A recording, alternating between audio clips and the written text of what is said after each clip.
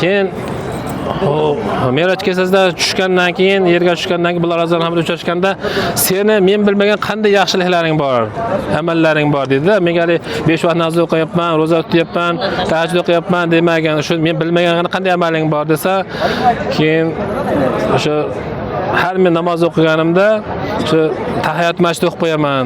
Shukr o'zi bor, shukr o'zi. Shukr o'zi o'qiyman.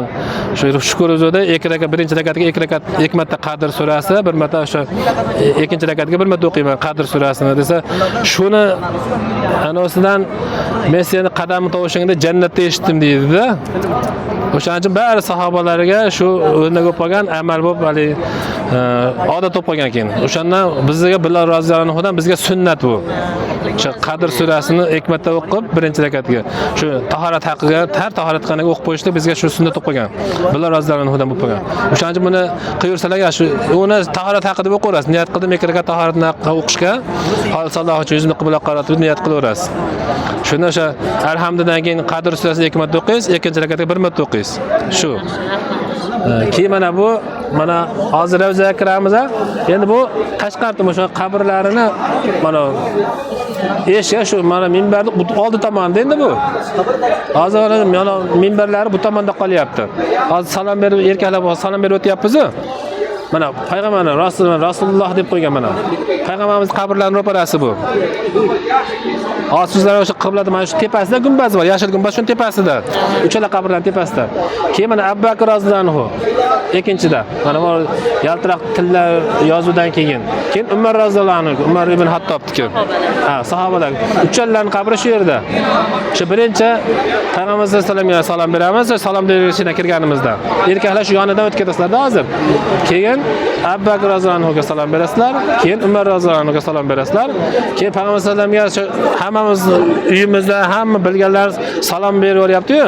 Salomimizni yetkazib qo'y deydi. O'sha salomlarini shu yerdan turib, o'sha sizlar ayollar tashqarida turib salom beraverasizlar.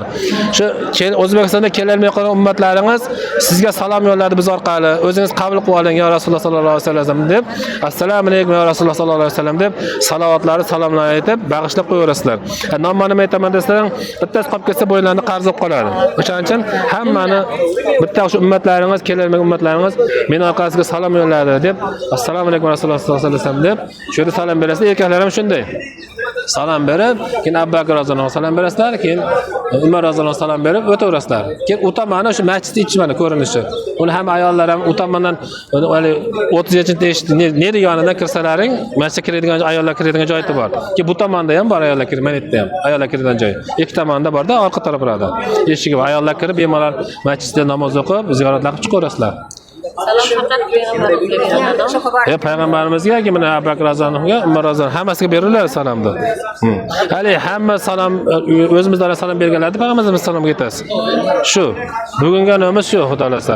Endi kechga hali Burxonidan Ravzan aniq bo'ldimi ayollarniki?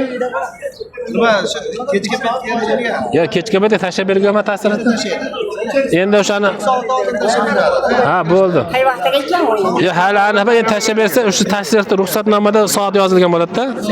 O'shanga sizlar hali namozdan keyin xonada bo'lib tursalar, mana shomdan keyin aqab qilib tursalaring vaqtni yetadi. Bo'lmasa xuftondan keyin ham chiqsalar, xuftondan keyin tezda borib xonada tursalar, hammalar to'planib tursalaring, az vaqt chiqib qolsa sizlar aytamiz, kechasi olib chiqamiz sizlarni. Kechasiga vaqt deyapti sizlarga. ayollarni xatmi Abu Bakr, Umar, Bilal. Ha, xatmlari bo'lsa